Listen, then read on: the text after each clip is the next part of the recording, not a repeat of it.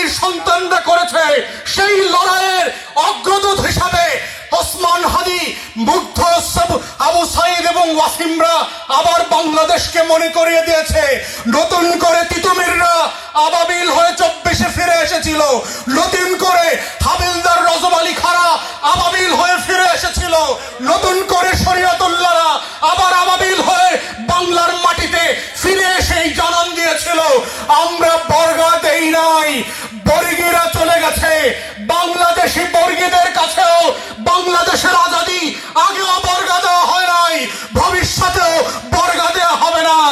আপনি যে নামে আমার আজাদির প্রশ্নকে বিপর্যস্ত করতে আসেন, সেটা দিল্লির নামে আসেন, আওয়ামী লীগের নামে আসেন, অথবা নতুন কোন সরকারি দলের নামে আসেন, বাংলাদেশ তার হাজার বছরের লড়াইয়ের ইতিহাসকে সামনে রেখে একইভাবে সেটার উত্তর দেবে এবং ইনসাফের বাংলাদেশের যে লড়াই, সেই লড়াইটা বারবার চালু করে দিয়ে যাবে। কোনো গত্যন্তর হবে না। বাংলাদেশে যারা পুরাতন রাজনৈতিক বন্দোবস্ত ফিরায় নিয়ে আসতে চান, আপনারা আওয়ামী লীগের ইতিহাস ভুলে যায়েন না, মুসলিম লীগের ইতিহাস ভুলে যায়েন না, ব্রিটিশ সাম্রাজ্যবাদীদের ইতিহাস ভুলে যায়েন না। শুধু এই নির্বাচন দিয়েই আপনাদের রাজনৈতিক বন্দোবস্ত কিভাবে চ্যালেঞ্জের মুখে পড়েছে সেইটা দেখেন। বাংলাদেশের ইতিহাসে গত 5 দশকে ইলেকটোরাল ডেমোগ্রাফি যেই মার্কাগুলোর সাথে পরিচিত ছিল, সেখান থেকে তারা গ্র্যাজুয়ালি মুখ ফিরায় নিচ্ছে। বাংলাদেশে একটা ইনক্লুসিভ নির্বাচন হয়েছে, সেটা নৌকা ছাড়া হয়েছে। যারা বাংলাদেশের 2/3 পিরিয়ড বৈধভাবে অবৈধভাবে দেশের ক্ষমতায় ছিল, বাংলাদেশে 9 বছর ক্ষমতা ছিল, সেই জাতীয় পার্টির মার্কা আজকে জামানত বাজেয়াপ্ত হয়ে গ্রামগঞ্জ থেকে উধাও হয়ে গেছে। আজকে বিএনপিকে পর্যন্ত মাইনরিটি এবং আওয়ামী লীগের সাথে আঘাত করে ভোট বাক্স ভর্তি করতে হয়েছে। অতএব যারা বাংলাদেশে শহীদ জিয়ার রাজনীতি করেন, আমরাও শহীদ জিয়ার রাজনীতি করি। শহীদ জিয়ার ক্যানভাসে দিল্লির আধিপত্যবাদের বিরুদ্ধে বাংলাদেশি জাতীয়তাবাদের পক্ষে, মূল্যবোধের পক্ষের রাজনীতি করি। তাদেরকে মাথায় রাখতে হবে, আপনাদের রাজনীতির ভুল সিদ্ধান্তের কারণে, নতুন বন্দোবস্তের বিপক্ষে যাওয়ার কারণে গ্র্যাজুয়ালি ভোটের রাজনীতিতেও আপনার পায়ের নিচ থেকে মাটি খসে যাচ্ছে। খসে যেতে যেতে ক্ষমতার চোখের ছানিতে আপনারা দেখতে পাচ্ছেন না। একদিন উঠে দেখবেন বিমান আপনার অফিসের সামনে দাঁড়িয়ে আছে আপনাকে নিয়ে যাওয়ার জন্য। সেই ছবিটা হাসিনার আপনাদের গেটের দরজায় গাড়িতে গাড়িতে লাগিয়ে রাখেন। তা না হলে মনে রাখবেন, বাংলাদেশ কোন জাতীয় নেতার অপেক্ষায় ছিল না। 71 সালে শেখ মুজিব ছাড়াই বাংলাদেশ স্বাধীন হয়েছে। 24-এ বিএনপির নেতাদেরকে ছাড়াই বাংলাদেশে গণ অভ্যুত্থান হয়েছে। এইটা ভুলে যাবেন না। এটাই হচ্ছে বাংলাদেশের নতুন করে আজাদির ইনসাফের লড়াইয়ের যেই ধারাবাহিকতা। অথবা আজকে যারা বাংলাদেশে নতুন রাজনৈতিক বন্দোবস্তের বিপক্ষে দাঁড়াচ্ছেন, মনে রাখবেন, ইতিহাস কাউকে ক্ষমা করে না। বারবার একই ভুলের জন্য একই রকম মাসুল দিতে হয়েছে। 54-তে মুসলিম লীগের বিরোধী দল হওয়ার কথা মনে রাখেন।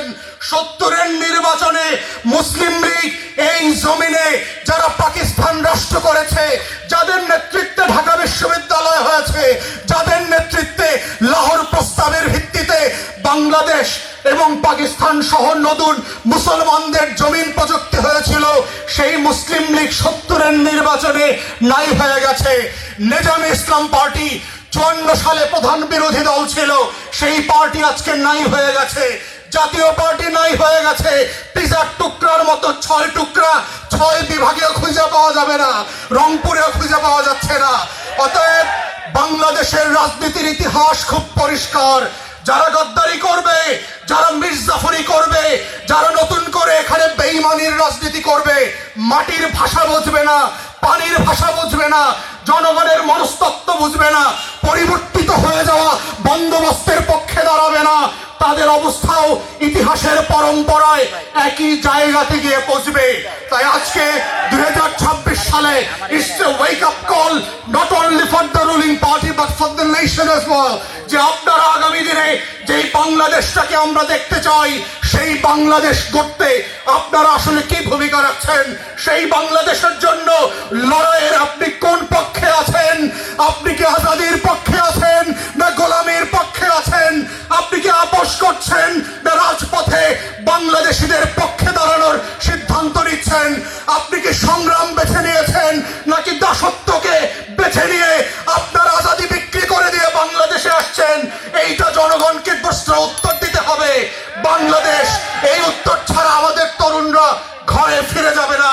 এটাই হচ্ছে আজাদির নতুন স্বাধীনতা পাওয়া এক বাংলাদেশ।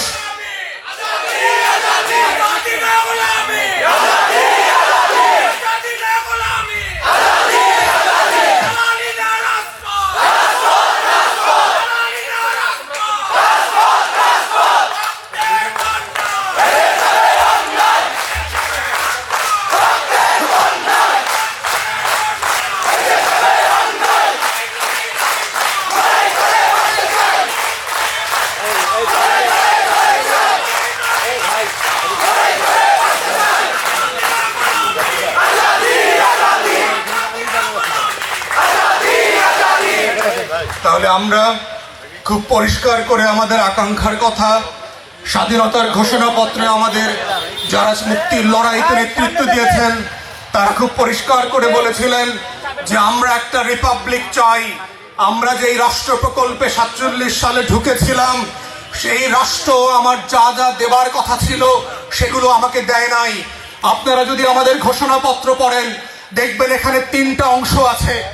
প্রথম অংশে দেখবেন ওয়ারাজ দিয়ে যেহেতু পাকিস্তান রাষ্ট্র আমার সাথে তার কৃত ওয়াদা ভঙ্গ করেছে, যেহেতু পাকিস্তান রাষ্ট্র পূর্ব পাকিস্তানের জনগণের ন্যায্য অধিকার ফিরায় দেয় নাই, যেহেতু পাকিস্তান রাষ্ট্র কৃত ওয়াদা খেলাফ করেছে, যেহেতু পাকিস্তান রাষ্ট্র গণতান্ত্রিক ভোটে নির্বাচিত সরকারের কাছে ক্ষমতা দেয় নাই, সেইভাবে দেখবেন অনেকগুলো যৌক্তিক কারণ বলে তারপরে বলেছে যে আমরা সেহেতু একটা নতুন স্বাধীন সার্বভৌম free democratic independent and sovereign republic প্রস্তাব করছি।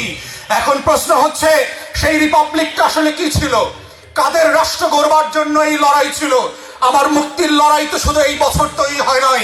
লাহোর রেজলিউশন যদি পড়েন, জমিদার প্রথা বিলুপ্তির আন্দোলন যদি পড়েন, প্রজাস্বত্ব আইন বাতিল করবার ইতিহাস যদি দেখেন, বাংলাদেশ শুধু না আমাদের ইতিহাসের পরম্পরায় এই মাটির কৃষকদের অধিকার ফিরায় দেবার জন্য, চিরস্থায়ী বন্দোবস্ত বাতিল করবার জন্য আমাদের পূর্বপুরুষরা 190 বছর লড়াই করে জীবন দিয়েছে। আমাদের কৃষকদের লড়াইয়ের সেই অধিকার ভিত্তিতেই প্রজাস্বত্ব আইন বাতিল হয়েছে, জমিদারি প্রথা বাতিল হয়েছে। কিন্তু যেই ক্ষমতায়ন দরকার ছিল, রাজনৈতিক ক্ষমতায়ন, সেইটা পাকিস্তান ফ্রেমে আমরা পাইনি বলেই নতুন করে আমাকে আবার একটা পলিটিক্যাল স্ট্রাগলের মধ্য দিয়ে বাংলাদেশ রাষ্ট্র তৈরি করতে হয়েছে। এই রাষ্ট্রের মালিকানার প্রশ্ন রিজলভ করা হয়েছে। Given it's a republic, the state and its assets all belongs to the people. এটা সভরেন্টির কোশ্চেন 71 সালে রিজলভ হয়ে গেছে। এই পলিটিক্যাল সভরেন্টির কোশ্চেন যারা বারবার বেইমানি করেছে, ফিরায় নেবার চেষ্টা করেছে, এটার সাথে কম্প্রোমাইজ করবার চেষ্টা করেছে, তারা বারবার ব্যর্থ হয়েছে। শেখ মুজিবের এক আঙ্গুলে বাংলাদেশের কোটি কোটি মানুষ উঠবোস করত। সেই শেখ মুজিবকে দেশের মানুষ প্রত্যাখ্যান করেছে, কারণ সে স্বাধীনতার ঘোষণাপত্রের সাথে বেইমানি করেছে, আমার মুক্তির লড়াইয়ের সাথে বেইমানি করেছে। যেই গণতান্ত্রিক রাষ্ট্রের আকাঙ্ক্ষার ভিত্তিতে 70 সালের নির্বাচনের ফলাফল না দেওয়ার কারণে মুক্তির লড়াই শুরু হয়েছিল, সেই শেখ মুজিবের নেতৃত্বে বাংলাদেশের ইতিহাসের প্রথম এবং সবচেয়ে করাপ্ট ভোট চুরির নির্বাচন হয়েছে 73 সালে। যেই স্বাধীন সার্বভৌম রাষ্ট্রের আকাঙ্ক্ষার কথা আমার ঘোষণাপত্র লেখা ছিল, সেই শেখ মুজিবের নেতৃত্বে বাংলাদেশে 4th সংশোধনী হয়েছে, বাকশাল হয়েছে। বাংলাদেশের মানুষের অধিকার, কথা বলার স্বাধীনতা কেড়ে নেওয়া হয়েছিল এবং আওয়ামী লীগ এত অভিশপ্ত একটা দল, তার নিজের দলটা পর্যন্ত বাকশাল করে সে বিলুপ্ত করে দিয়েছিল। শুধুমাত্র আমার কথা বলার স্বাধীনতা সে কেড়ে নেয় নাই, তার নিজের দলের রাজনীতি করবার অধিকার পর্যন্ত সে কেড়ে নিয়েছিল। এবং এটা ছিল আমার মুক্তির লড়াইতে যে রিপাবলিক করবার আইডিয়া ছিল, সেই রিপাবলিককে সে ব্যর্থ করে দিয়েছে। সে বাংলাদেশের সকল পত্রিকা বাতিল করে দিয়ে 4টা পত্রিকা তার পছন্দের মতো রেখেছিল।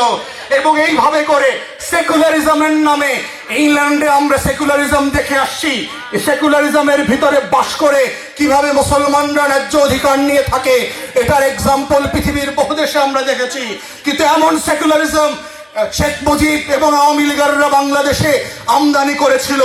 পরের দিন থেকে রেডিও টেলিভিশন থেকে বিসমিল্লাহ উঠে গিয়েছিল, কোরআন তেলাওয়াত বন্ধ করা হয়েছিল। বাংলাদেশের প্রত্যেকটা প্রতিষ্ঠানের মনোগ্রামে যে ইকরা বিসমি রাব্বিকাল্লাযী খলাক, পড়ো তোমার প্রভীর নামে, সেই প্রত্যেকটা মনোগ্রাম বাতিল করে দিয়েছে। বাংলাদেশের যেই যেই প্রতিষ্ঠানের সাথে ইসলাম শব্দ, মুসলিম শব্দ ছিল, সেগুলো বাতিল করে দিয়েছে। এটার নাম সেকুলারিজম ছিল না। বাংলাদেশকে ইসলাম বিদ্বেষী ফ্রেঞ্চ মডেলের একটা কাঠামো, সোভিয়েত ইউনিয়নের মতো ধর্ম বিদ্বেষী একটা কাঠামো তৈরি করবার মধ্য দিয়ে রিপাবলিক চরিত্রের সাথে এই আওয়ামী লীগ বেইমানি করেছিল। আমার মুক্তির লড়াইতে বেইমানি করার ফসল আওয়ামী লীগকে কাঠে কোতালে দিতে হয়েছে, পাড়ায় মহল্লায় দিতে হয়েছে। 21 বছর রাজনীতি থেকে বিচ্ছিন্ন ছিল। তাই আমার বিএনপির বন্ধুদেরকে মনে করিয়ে দিতে চাই, রাজনৈতিক প্রশ্ন সংবিধানের দোহাই দিয়ে, অজুহাত দিয়ে আমাদেরকে কাঁঠাল খাওয়ানোর চেষ্টা করবেন না। এই কাঁঠাল বহু বছর আমরা গাছে পাকতে দেখেছি, পচতেও দেখেছি। এই কাঁঠাল সংবিধানের জপতে জপতে ওবায়দুল কাদেররা এখন কলকাতার আইসিইউতে ঘুমাচ্ছে। এই সংবিধানের কাঁঠাল জপতে জপতে শেখ হাসিনাকে এক কাপড়ে বাংলাদেশ ছাড়তে হয়েছে। এই সংবিধানের কাঁঠাল জপতে জপতে আজকে ভারতকে আওয়ামী লীগের তীর্থস্থান বানাতে হয়েছে। যেই দলের একাংশের নেতৃত্বে বাংলাদেশ স্বাধীন হয়েছিল, আজকে সেই দলের নেতাদেরকে, সেই পরিবারের সদস্যদেরকে দেশ ছেড়ে পালাতে হয়েছে। These are events that the party needs to learn from. যদি লেসন না নেন, ইতিহাসের কাঠগড়ায় আপনাদেরকেও দাঁড়াতে হবে। 17 বছরের জুলুম, নির্যাতন, জেল জুলুম আর গুমের ইতিহাস এত তাড়াতাড়ি ভুলে গেলেন। আপনারা গোল্ডফিশকেও হার মানিয়েছেন। এত তাড়াতাড়ি আত্মবিস্মৃত জাতি।